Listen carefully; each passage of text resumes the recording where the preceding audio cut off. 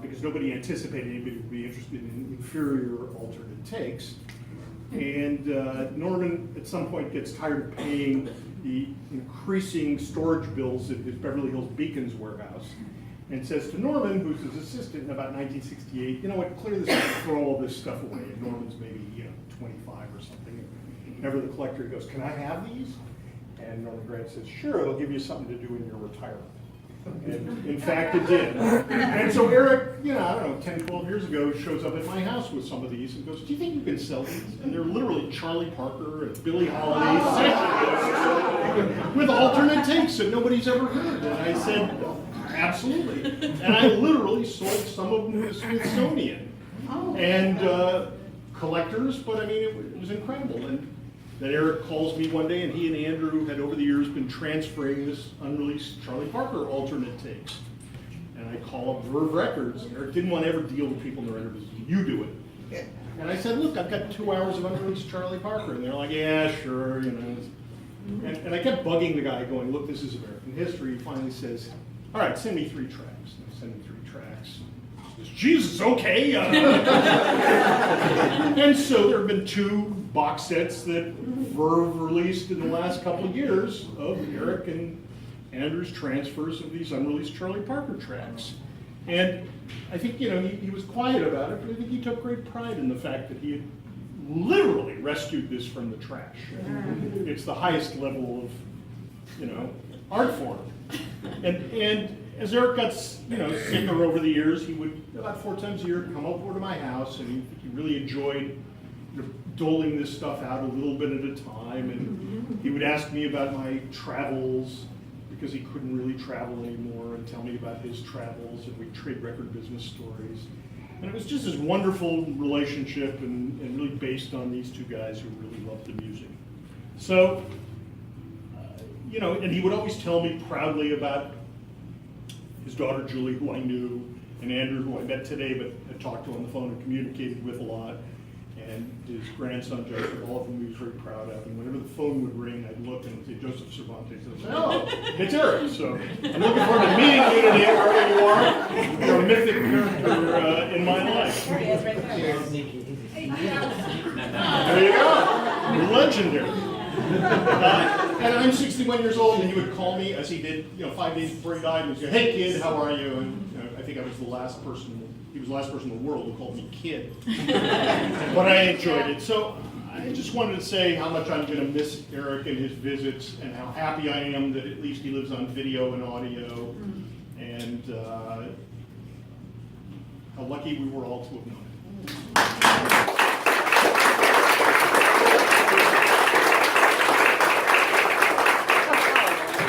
He stored those records in my studio. He was a smart man, and he talked about you all the time in glowing terms. Eric and I met all mid-60s, and we worked here right next door at MGM.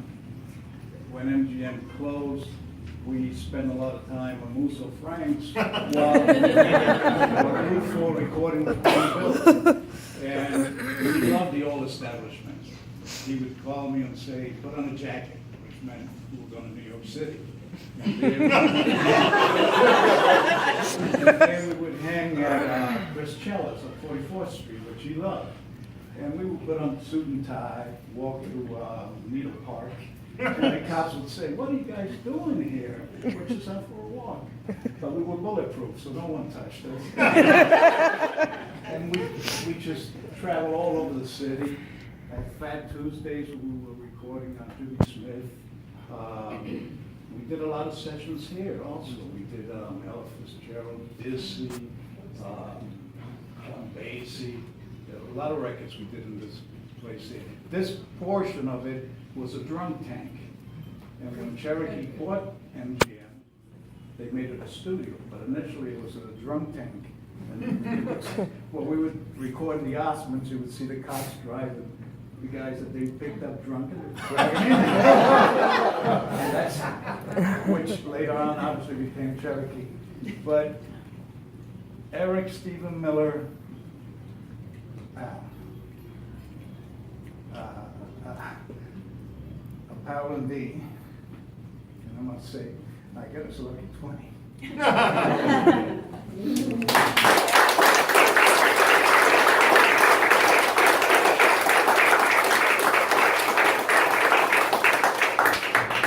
guess it's my turn. First time I met Eric was in this place. I walked in the studio as a sub, King. You're the A-list, you know. So a drummer who was coming a half hour later. And I walked in to see Dizzy Gillespie, Roy Eldridge, Big Joe Turner, and a whole bunch of other classic, legendary players. And so we played a couple tunes. I started taking my cymbal down. The drummer came in, and Eric came out and said, "Where you going?" I said, "Well, this is the drummer." He said, "No, you're the drummer." Norman Granz walked up and gave the guy $1,000, so I knew I was going to make money. That was my introduction to Eric. Over the years, we developed an incredible relationship. Sometimes on, sometimes off. He didn't even bother to say he was gone. I just cut his hair about 3 weeks ago. And Eric and I had a wonderful, loving relationship. And if you want to know about jazz, all you had to do is ask Eric Miller. Now, go to one of these folks, ask Eric, because he was there for everything that happened. I met Angel at the same time, and it was a small community of good people who really, really loved jazz. Eric bought me a walking cane, which I wrote a story about. And Andrew, we talked about that, you know. He bought me a walking cane. I wrote about Eric because he was a unique kind of cat. Very much like me, didn't like a lot of folks, you know. But the folks he liked, he was very loyal and loving to. He called my wife Shorty. It was okay. Because he also brought up a collection of the greatest art books, which he was well-versed in, and they could talk about that and wine, and every restaurant in the world that both he and she had a meal in.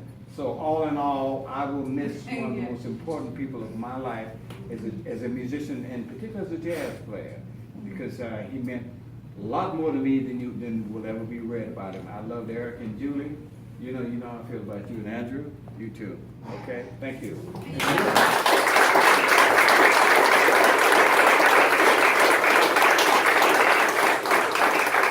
I just want to say one thing more about what you said. Yes, sir. This guy had the most encyclopedic knowledge. It was ridiculous. Yeah. And Yes. you find these live jazz and Philharmonic discs that Norman Granz had meant to throw away of shows in 1949. He goes, "Oh, that's Trummy Young." And that's, Right, yeah. and listen to these things and give me these breakdowns. Right. He knew who everybody was. Right, From absolutely. listening to him. It was He knew amazing. He knew who wrote it, who played the solos, Right, how long yeah. the solos were. Where was the court, where was the play? Yeah.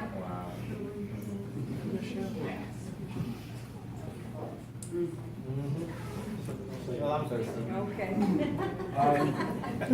I'm Richard Foose, and I have no idea where I met Eric and when, and when I disappeared like a magical creature.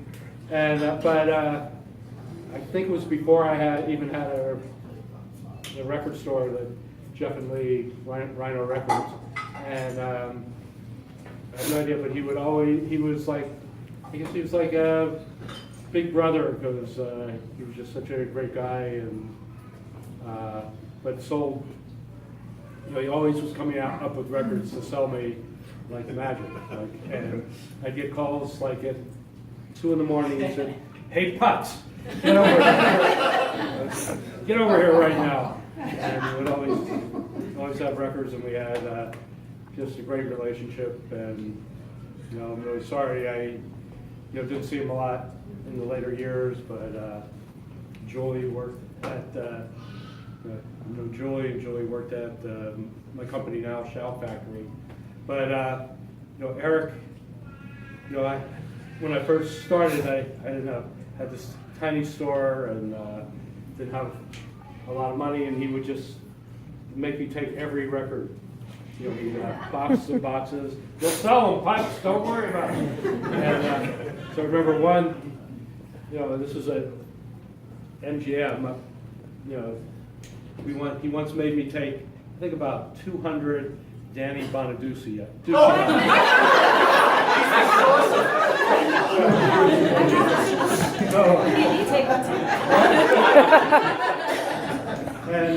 still have 199. at the record store, we had, our lowest price was $10 after that. We couldn't sell one Danny Bunnings.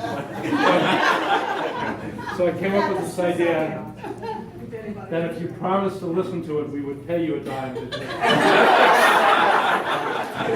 And so many years later, my partner, we started the Rhino Records label, and we were doing a press tour with my partner, and we were on the on the Danny Bonaducci show. He came in Chicago, and he said, and there was like a commercial break, and Harold and I, we were like sweating.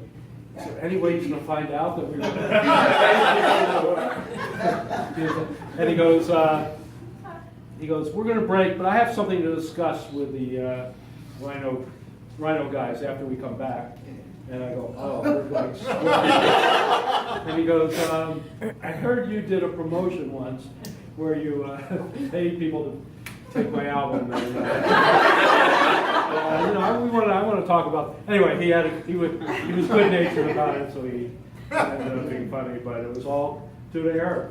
Amazing. Yeah, I never knew would have that was. I totally remember it. Anyway, wonderful guy, loved him, and gonna miss him. Yeah.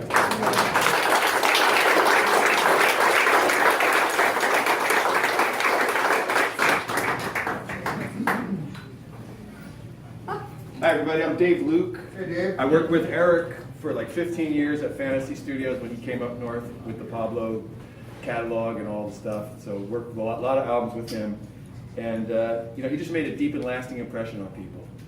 He when he liked you, he loved you. He'd listen to you. He'd give you advice.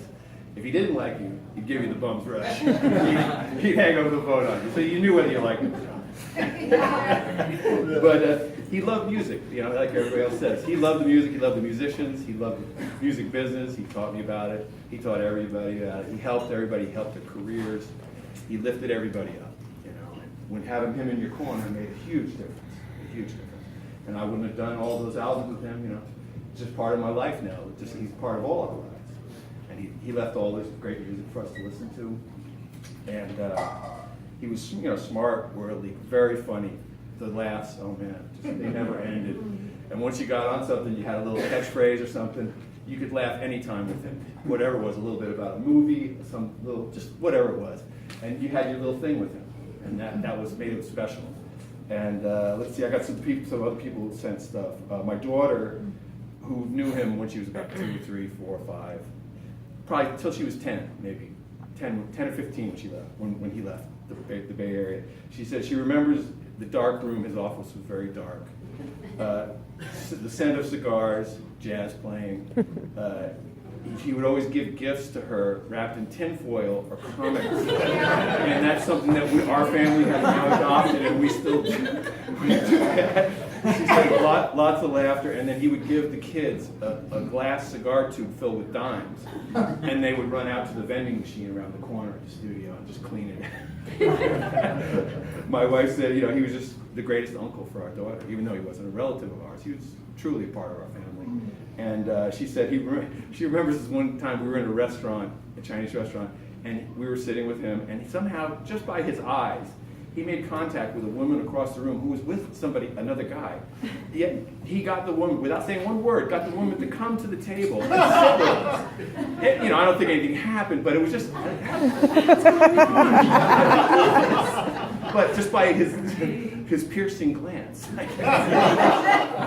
Let's see, one of the guys who worked with Eric up north said, Eric is hanging with all the musicians at the big gig in the sky.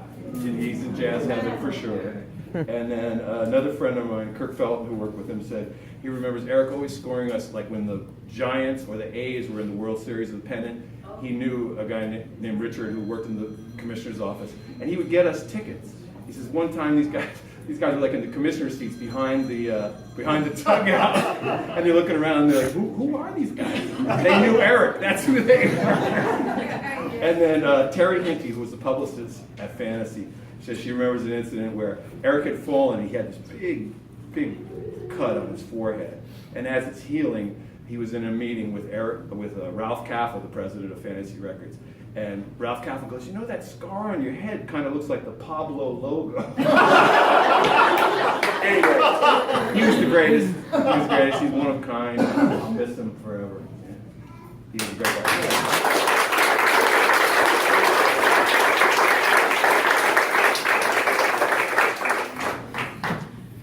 I met Eric in 1960, and we have been friends all this time.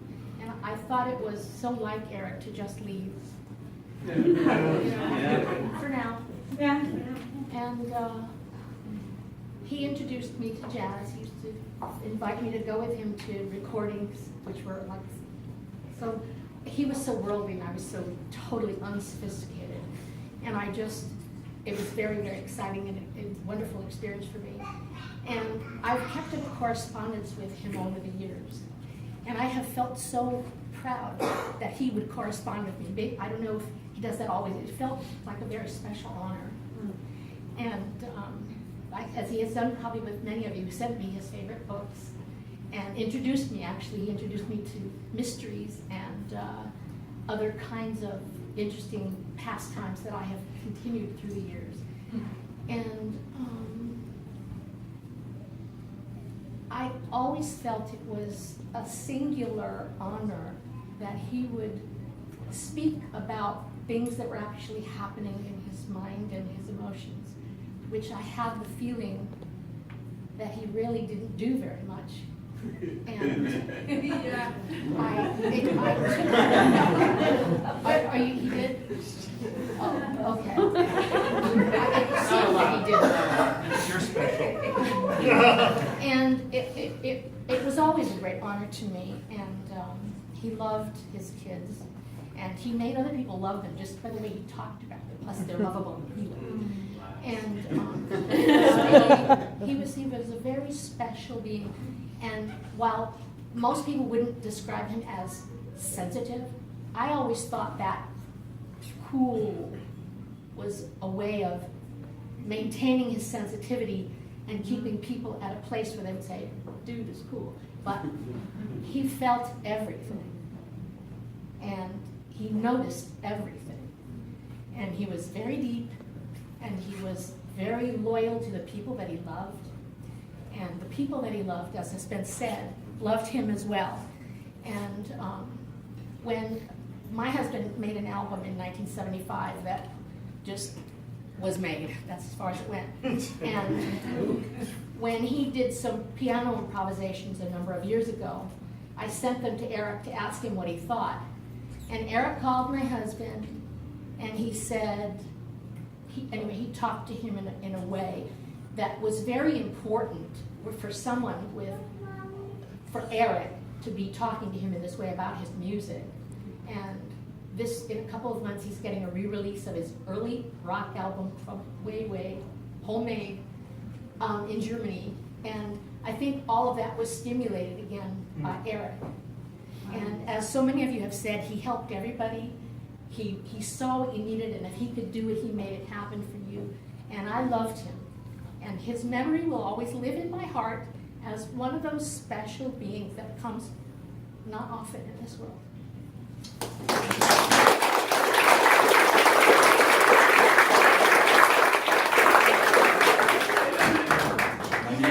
Oh, I need to go, I'm sorry. In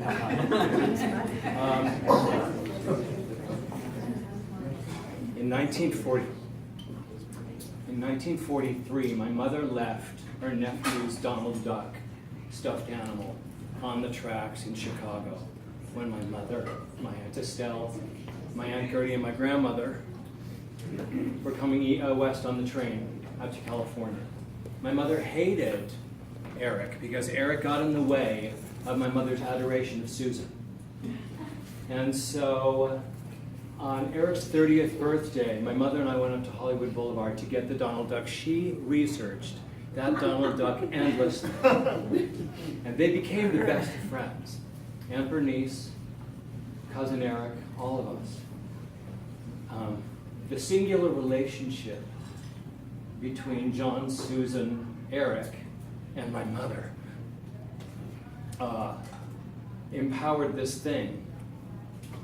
And whether we gathered great or small, Eric played this, he was this lightning rod for all of us, and not the center of attention. That was his mother's domain. So I had to say it. But he was the lightning rod. And I remember him carrying me in his arms. I must have been 2 years old, into Cantors. My earliest memory of Eric is that.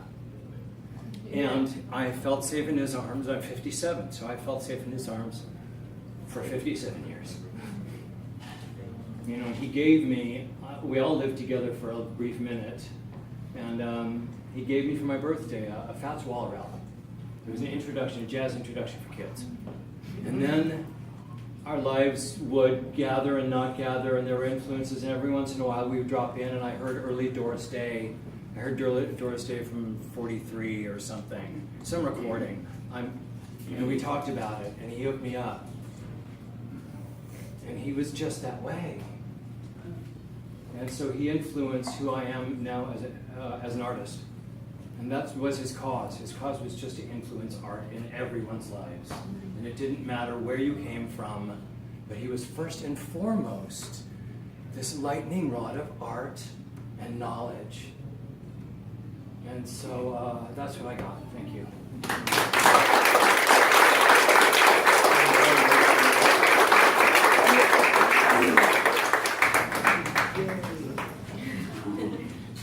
Hello, I'm Ed Michelle. Eric and I were colleagues from the early 70s on. We were roommates in the 90s when I was doing some work for Fantasy. All the stories you know about him are true. Nothing is exaggerated, they don't go far enough. While I was driving in from Hemet with my wife, I was thinking about what I could say. And I thought, too bad Eric isn't here, because how are we going to cast the Eric Miller movie? You have to have somebody who looks like Cary Grant and acts like Cary Grant, looks and acts like Orson Welles, looks and acts like Zero Mostel, whichever one of the Marx Brothers is available.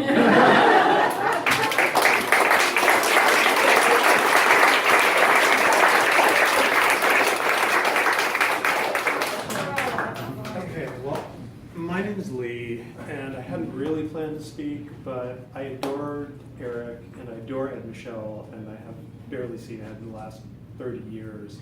So I feel like I was 19 when I met Eric, and I was the jazz guy at Rhino Records. And I loved Anthony Braxton and the Art Ensemble of Chicago and Sun Ra. And Eric would come in, and he had that twinkle in his eye, that mischievous look. He would always have like some, I'm sure, like real Cuban cigar hanging from his mouth. And he was always casually but well dressed, and he would say, "Come on out back." And when he would park, he had this never-ending trunk of Pablo records. And I always thought, like, I'm not sure I always feel comfortable doing this, because I didn't really know the genesis of how those made it from the pressing plant to Eric's trunk.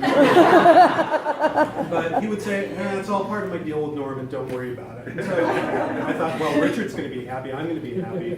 But we would talk about music, and he knew so much, and we kind of had the John Coltrane thing and Eric Dolphy thing in common.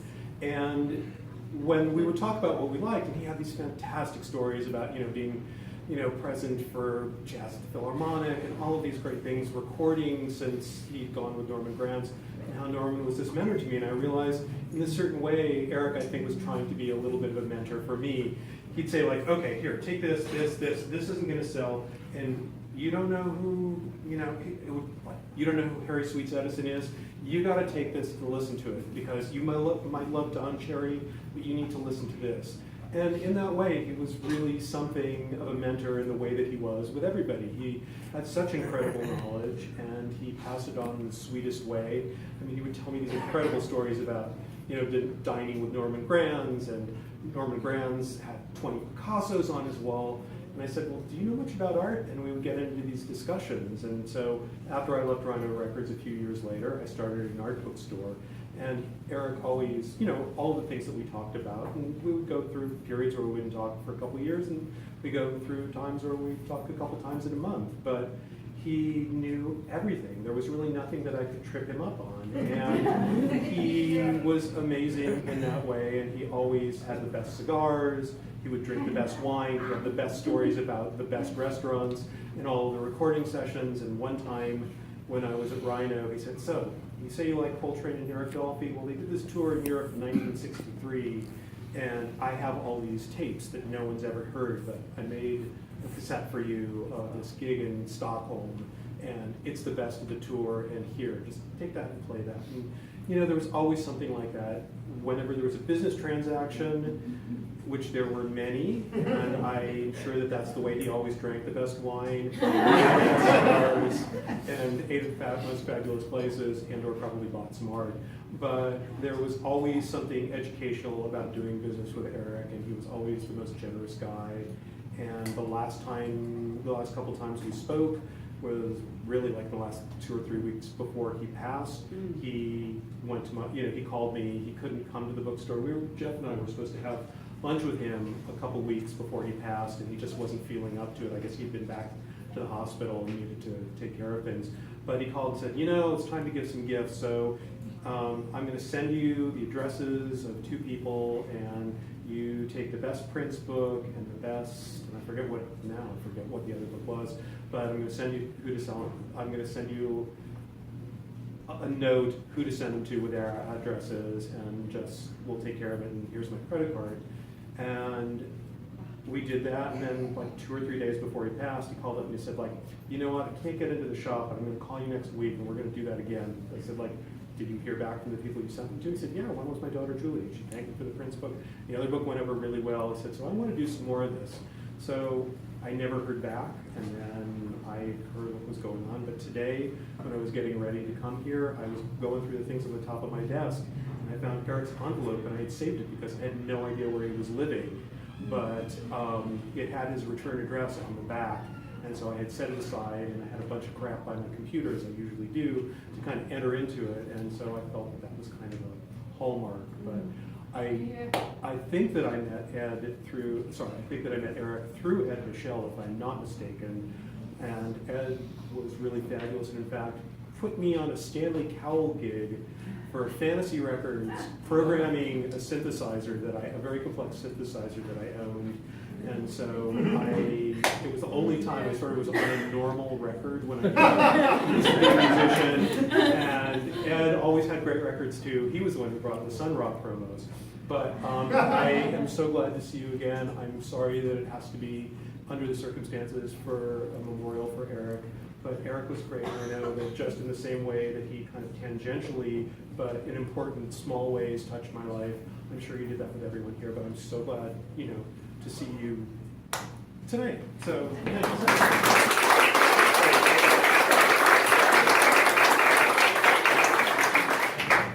Eric could be a prankster. I remember one time we were at Musa Frank's, and Seppi, the waiter, who he loved, kind of ignored us.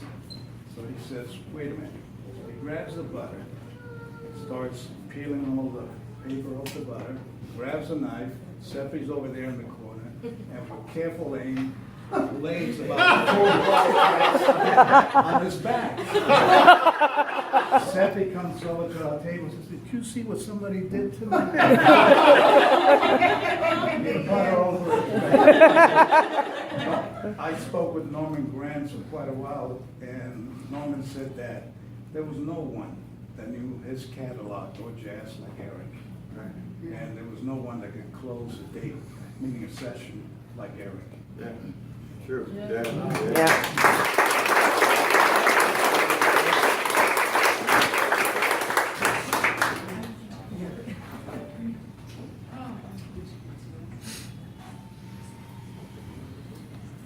Is it my turn to say something?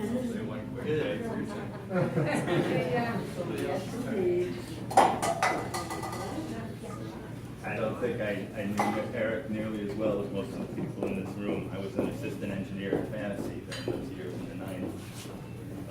But Eric had a wonderful humanity to him. and I always enjoyed his company. And I tell you, I used to love to hear him laugh. And besides setting up the microphones and getting the sandwiches for everybody, if I could make him laugh, I felt I did my job to the test. Yeah. And he was a great guy. It was really a pleasure knowing him.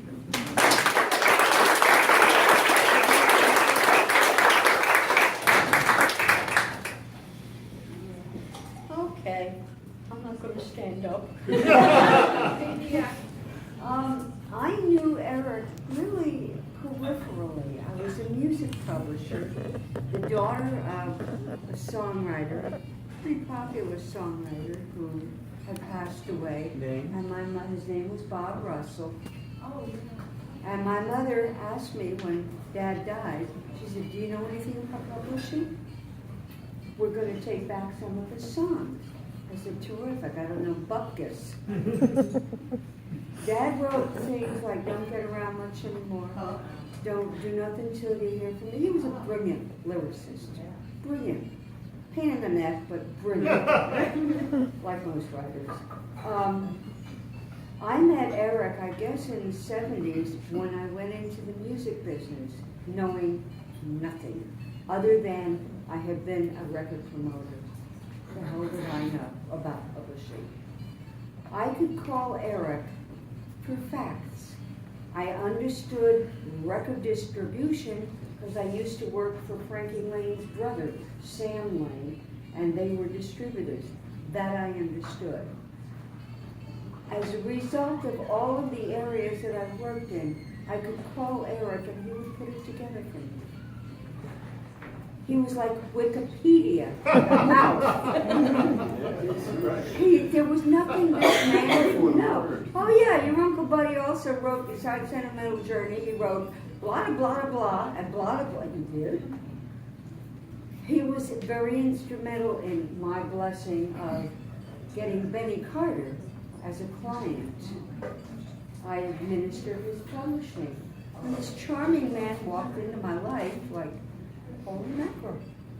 Dad wrote with him a little bit, nothing much.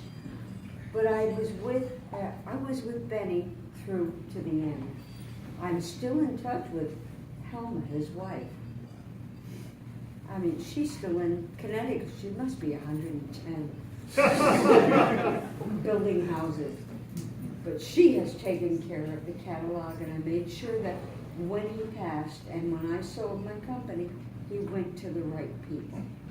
I took care of my writers, understanding the need, through Eric, what writers and publishers and artists could do for each other, because without each other, there was no industry. I look at the music business, they want to puke. I'm sorry, it's a gross way of putting it. But the kids today have no